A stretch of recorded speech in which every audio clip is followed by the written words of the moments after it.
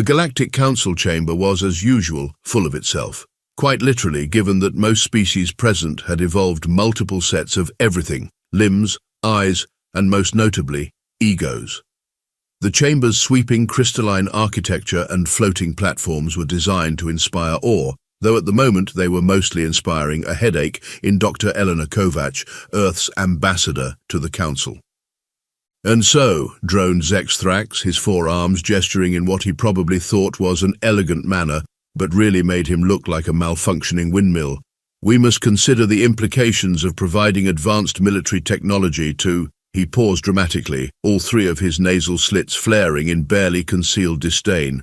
"Species #4872.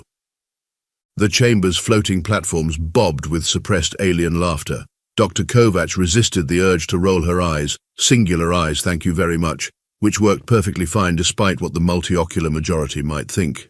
"The humans," Zexthrax continued, pronouncing it like someone trying to cough up a particularly stubborn hairball, "have only achieved faster-than-light travel within the last century. Their current military capabilities are—" He gestured to his neural interface, projecting an image of Earth's latest battleship. "Well, I believe the technical term is adorably quaint." More tittering from the assembled aliens. One Meraxian actually fell off their platform from laughing too hard, though they caught themselves with their anti-grav belt. Show off. Dr. Kovac stepped forward on her platform, her diplomatic robes swishing in what she hoped was a suitably dramatic fashion. "Councillor Zexthrax, while we appreciate your thorough analysis of our technological status, I must remind the Council that humanity has repeatedly proven itself—" "Oh yes," Zexthrax interrupted, his secondary arms clutching his midsection in what passed for alien mirth. "You've proven yourselves quite adept at what you call pizza delivery and cat videos. Truly revolutionary contributions to galactic civilization." The Council's archival drone dutifully updated Earth's entry. "Species #4872, notable achievements, development of circular food items, and documentation of small predator activities." "I warn you," Dr. Kovac said, her voice cutting through the laughter like a plasma torch through butter. "You might find humanity's capabilities surprising, particularly when it comes to protecting those who cannot protect themselves. Is that a threat, Ambassador?" Zexthrax's middle eye narrowed while his outer eyes widened, an expression that made him look permanently startled about something slightly to his left. "Not at all, Councillor, simply an observation. Humanity has a rather intense reaction when it comes to children. Any children." She smiled, the kind of smile that made several council members unconsciously check their personal shields. "But I'm sure that won't ever become relevant to our distinguished council's deliberations." Motion to deny species #4872's request for military technology sharing. All in favour? Zexthrax called out, pointedly ignoring her warning. The chamber lit up with affirmative votes, a constellation of dismissal. "Motion carried," Zexthrax announced with smug satisfaction. "Perhaps in another century, species #4872 might be ready for—" What was it? Ah, yes, big girl and boy technology. As Dr. Kovac's platform descended from the chamber, she made one final observation. "You know, Councillor, humans have a saying, pride comes before a fall, though in space I suppose it's less of a fall and more of a voidward trajectory." Behind her, the Council resumed its important business of being monumentally pleased with itself, blissfully unaware that they had just made what humans technically termed a very big oopsie. The archives would later mark this as the last day of what became known as the era of underestimating humans. What followed would be referred to, at least by those who survived to refer to anything, as the time everyone learned to stop messing with Earth. But that's getting ahead of ourselves. It took exactly 3 standard galactic weeks for everything to go spectacularly sideways, or, as humans like to say, for the excrement to impact the rotary atmospheric circulation device. The first incident occurred on Starbase Zenith, the kind of prestigious space station where the galaxy's elite sent their offspring to learn important life skills like advanced quantum mechanics and how to look down on less advanced species. The disappearance of 3 Meraxian cubs from their luxury quarters initially caused more embarrassment than concern. After all, How could anyone possibly infiltrate the station's state-of-the-art security system? Absolutely impossible, Chief Security Officer Vixital declared, his fur bristling with indignation. Our systems are designed by the finest minds in the galaxy. Why, even a human could understand how impenetrable. He never finished that sentence as the station's lights chose that exact moment to flicker ominously. When they came back on, the security footage for the past 6 hours had mysteriously transformed into what appeared to be an Earth entertainment program called Dancing with the Stars. The Meraxian delegation was not amused. Before the Council could properly work itself into a diplomatic frenzy over the first disappearance, 15 Kentaurian offspring vanished from their colony on Proxima 6th. The Kentaurians, being a species composed entirely of living crystal, took particular pride in their supposedly unbreakable security lattices. Their defensive systems were literally coded into the crystalline bedrock of their colonies. The security logs showed nothing except a curious audio file of something called "Never Gonna Give You Up." Dr. Kovach's communication terminal began lighting up like a hyperspace Christmas tree. First came the angry demands for explanation, then the suspicious accusations, and finally, most tellingly, the worried inquiries about Earth's child protection protocols. I assure you, she replied to each message with diplomatic precision, humanity is equally concerned about these tragic events, though I feel compelled to point out that so far, all affected species were among those who recently voted against sharing military technology with Earth, but I'm sure that's merely a coincidence. The pattern became impossible to ignore when the Kulari creche world went dark. The Kulari, who had been particularly vocal about humanity's primitive emotional attachments, found their most secure facility completely empty. All 123 juvenile Kulari had vanished, leaving behind only a datapad playing an ancient human video of a cat asking, "Icon has cheeseburger." The council chamber, which had been so full of laughter just weeks ago, now resembled something closer to a panic room for overdramatic aliens. Zexthrax's platforms kept bumping into each other as he paced, all forearms waving in increasingly erratic patterns. This is clearly some sort of coordinated attack, he declared to the assembled emergency session. Though obviously not by the humans, their technology is barely advanced enough to manage interstellar travel, let alone bypass our most sophisticated security systems. Obviously, Dr. Kovach agreed pleasantly from her platform, which somehow seemed higher than usual despite no one adjusting it. Though I feel obligated to point out that humanity does have rather extensive experience in protecting children. All children. The Council's archival drone attempted to update Earth's entry but appeared to be struggling with an unexpected file labeled baby_Yoda_memes.exe. The final straw came when 3 entire colony worlds went silent within the same standard hour. No distress signals, no signs of violence, just silence. The only message received was a short video playing on all emergency channels, a human infant sleeping peacefully while something called a Mozart lullaby played in the background. Dr. Kovach's office began receiving a new type of message, gone were the accusations and demands, replaced by increasingly desperate pleas. "Dear Ambassador," read one particularly frantic note from a Kentaurian elder, "perhaps we were hasty in our assessment of human military capabilities. Would you be interested in discussing technology sharing over dinner? Please respond immediately, please." Another message, this one from the Meraxian High Command. "What do you want? We'll give you anything, just tell us the cubs are safe." The most telling was a simple text transmission from Zexthrax himself. "You knew, didn't you? All this time, you knew exactly what would happen." Dr. Kovach's reply was equally brief. "Counselor, humanity's first priority has always been the protection of children, all children. Though I have to admit, for a species as primitive as us, we do seem to be rather good at it. Would the Council care to reconsider its position on technology sharing? I believe I can fit you in next week. Perhaps we could discuss it over pizza." The galaxy was about to learn an important lesson. There are 3 things you don't do if you want to survive. You don't tug on Superman's cape, you don't spit into the wind, and you absolutely, positively don't mess with children when humanity is watching. And humanity, as the galaxy was about to discover, was always watching. Aboard the US Nightshade, Commander Jack Harrison was having what his team affectionately called a thermonuclear migraine, the kind that usually preceded someone having a very, very bad day. Today, that someone was going to be the Kulari crime syndicate. Run that by me again, Lieutenant Chen, Harrison growled, staring at the holographic display showing hundreds of DNA sequences, and try to make me less homicidal this time. Lieutenant Chen, whose actual first name had been replaced by Magic Fingers due to her unprecedented hacking abilities, pulled up another set of files stolen from what the Kolari thought was their most secure server. They really needed to stop using password 123, translated into their native tongue. "They're running genetic experiments on the kids, sir," she said, her fingers dancing across the holographic interface, "trying to create some kind of super soldier program. The Meraxian cubs for their enhanced strength, Kentorian offspring for their crystalline regeneration, and the Kolari's own children for their telepathic abilities."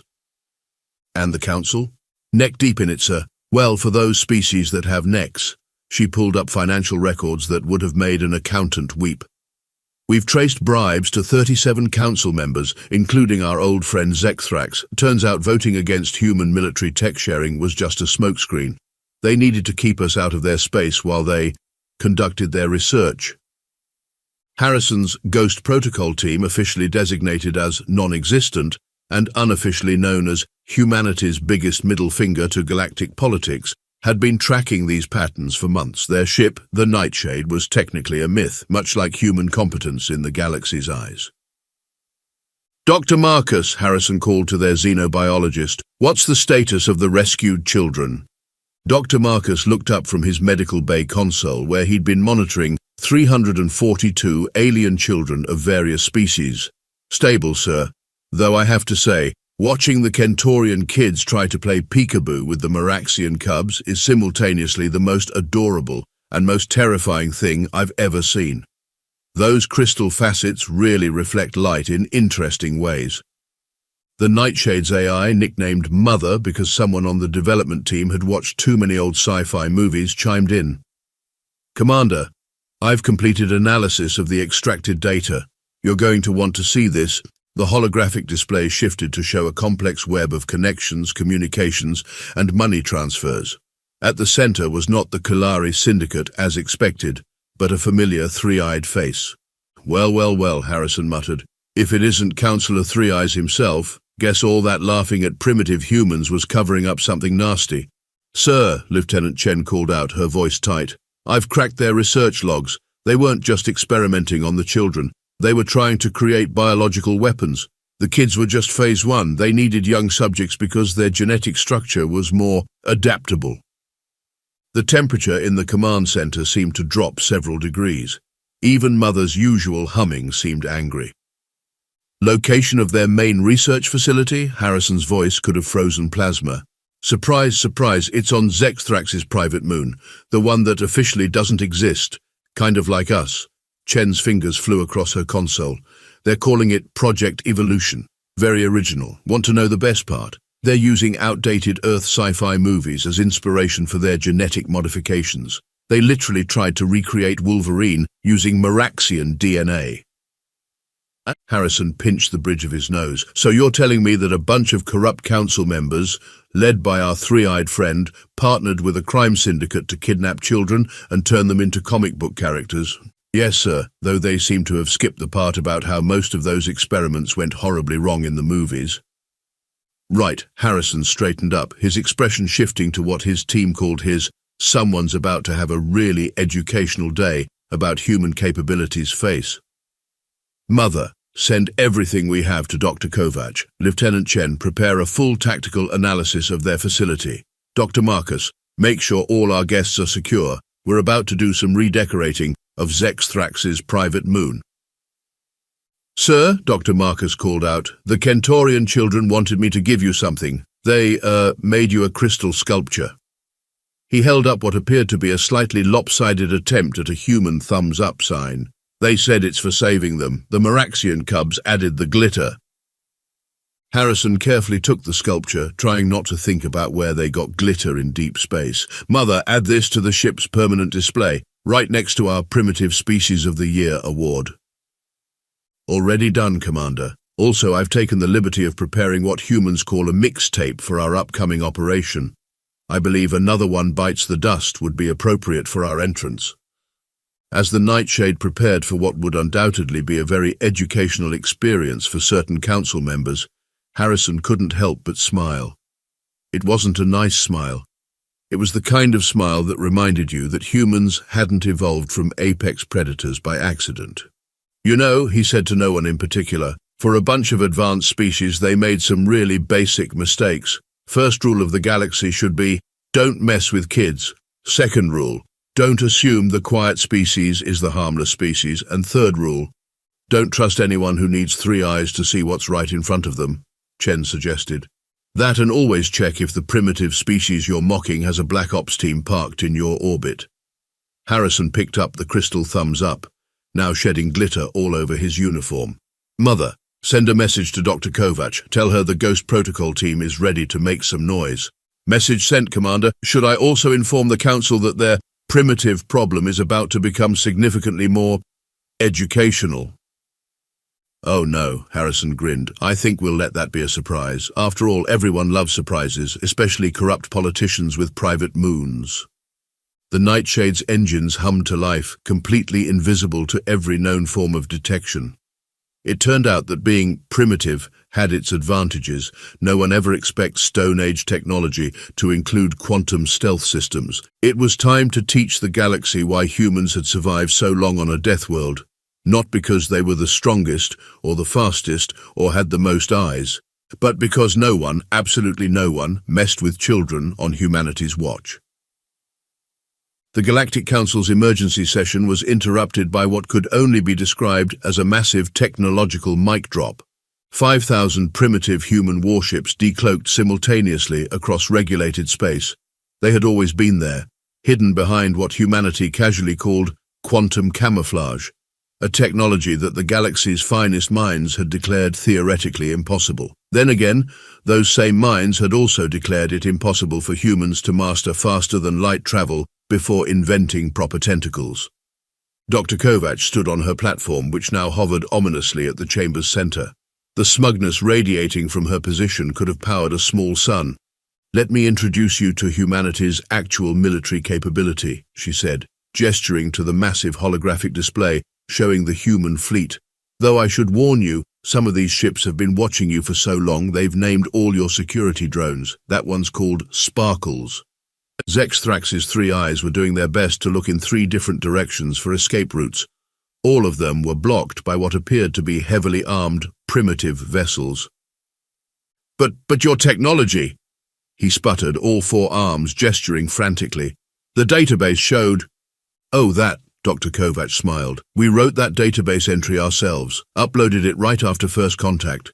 You really should change your security passwords more often than once per century.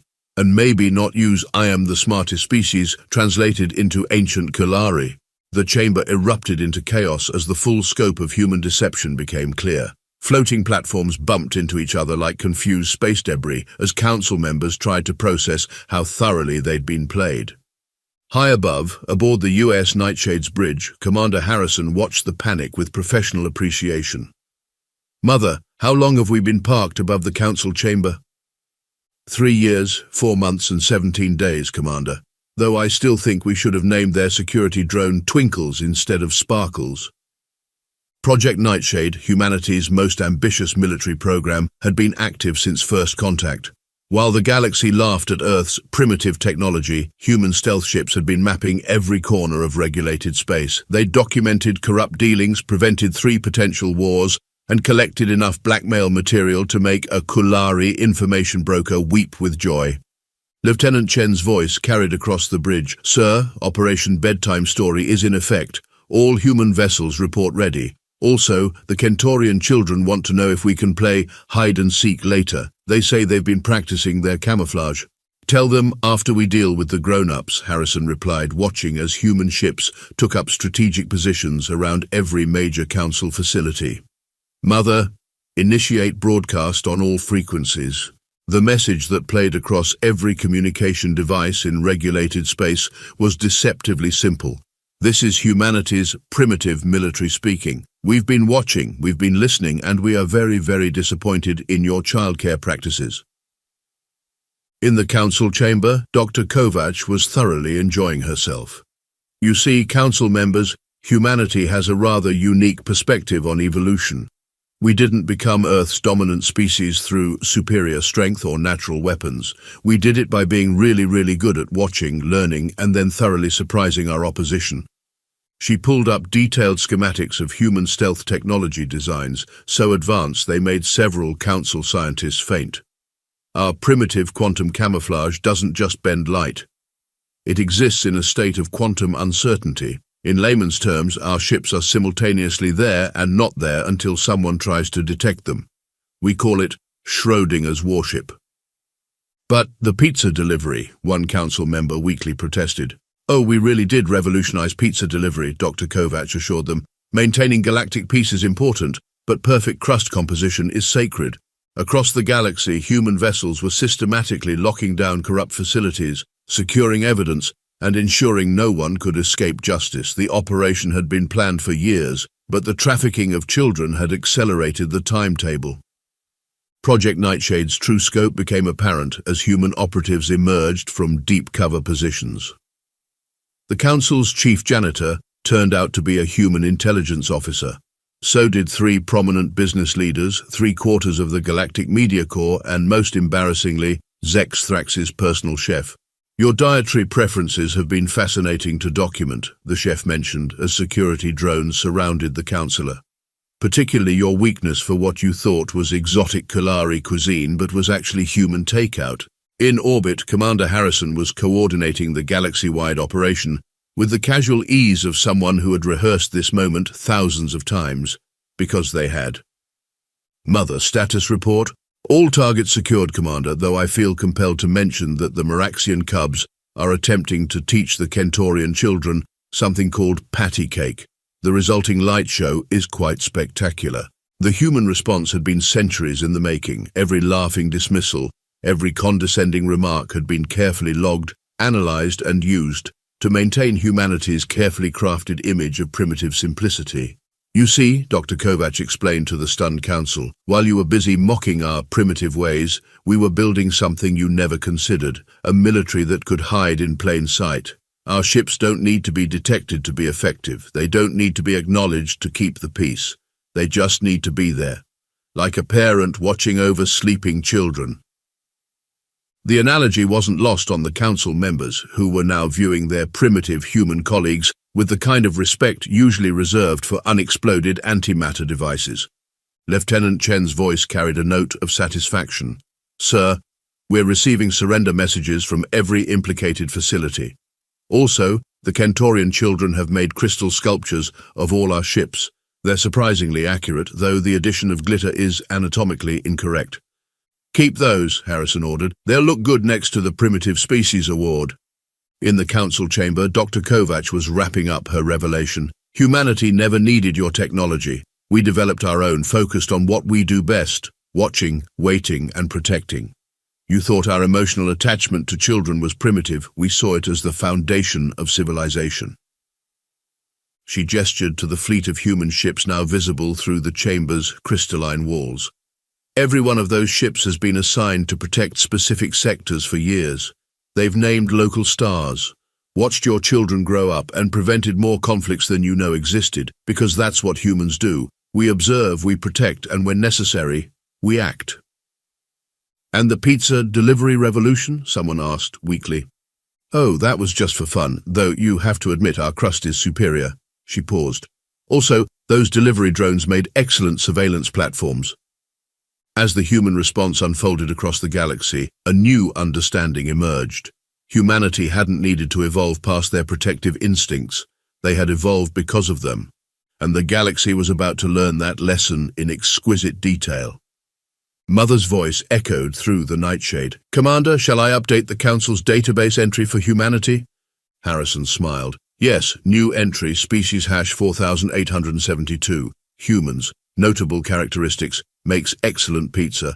Highly protective of children. Has been watching you the entire time. He paused. Also, add a footnote. Primitive is a relative term. The Kalari Crime Syndicate's main research facility exploded in a spectacular display of what humans called shock and awe, but what the rest of the galaxy was rapidly learning to call, oh no, not the primitives. Commander Harrison's voice cut through the chaos. Ghost protocol teams, Execute Operation Naptime. Let's show them how primitives run a rescue mission. Human stealth ships materialized inside the facility's supposedly impenetrable shields, their quantum camouflage dissolving like morning mist. The Kulari defenders had approximately 3 seconds to realize they'd made a terrible mistake before the primitive weapons activated. They weren't lasers, they weren't plasma cannons, they were something much, much worse. "Are those gravity weapons?" Zexthrax whispered in horror, watching the footage from his detention cell. His middle eye twitched as localized gravity fields turned Kulari battlecruisers into very expensive origami. "Oh yes," Dr. Kovacs replied, reviewing casualty reports with suspicious cheerfulness. "Turns out all those centuries of dealing with Earth's primitive gravity gave us some interesting ideas. We call it the Newton's revenge system." The rescue teams moved with practiced precision, their primitive armor incorporating technology that made them appear to phase through walls. Each child was located, secured, and evacuated with the efficiency of parents who had done this thousands of times before, because they had, just in simulations. "Status report," Harrison barked as the Nightshade's weapons turned another defensive line into abstract art. "All children secured, sir," Lieutenant Chen reported, though the Kentorian kids are insisting on bringing their crystal toy collection. "And the Meraxian cubs, sir, they're organizing a slumber party." "Let them keep the toys, Mother. Initiate final phase." The human fleet moved in perfect synchronization, their formations spelling out words in ancient Earth military code that translated roughly to "nap time for the bad guys." Zexthrax watched as his carefully constructed criminal empire crumbled under the assault of a species he'd dismissed as barely more advanced than spacefaring bacteria. His private moon base, hidden behind technology he'd thought unbeatable, was currently being dismantled by ships that, according to every sensor, didn't exist. "You know," Dr. Kovacs mentioned casually, reviewing the terms of surrender she'd drafted, "we tried to warn you. Don't mess with children isn't just a suggestion for humans, it's hardwired into our DNA. Rather primitive of us, wouldn't you say?" In space, the battle, if you could call complete technological superiority a battle, was winding down. Human ships had corralled the surviving Kulari vessels into what Lieutenant Chen was calling the timeout corner. "Commander," Mother announced, "the Kentorian children would like to show you their latest crystal sculpture. They've recreated the entire battle, complete with glitter explosions. It's quite accurate, though they've added what appear to be smiley faces to all the human ships." Harrison allowed himself a small smile. "Add it to the collection, and send a copy to the Council's cultural database. File it under primitive art." The last Kulari facility surrendered after watching their unbreakable quantum shields unravel against human technology. Apparently, existing in multiple quantum states at once wasn't so impossible for primitive species after all.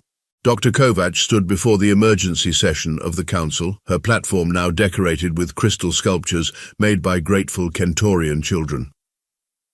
"The terms are simple," she announced. "Full disclosure of all criminal activities, immediate cessation of all illegal research, and," she paused for effect, "mandatory attendance at a human-led seminar on childcare practices."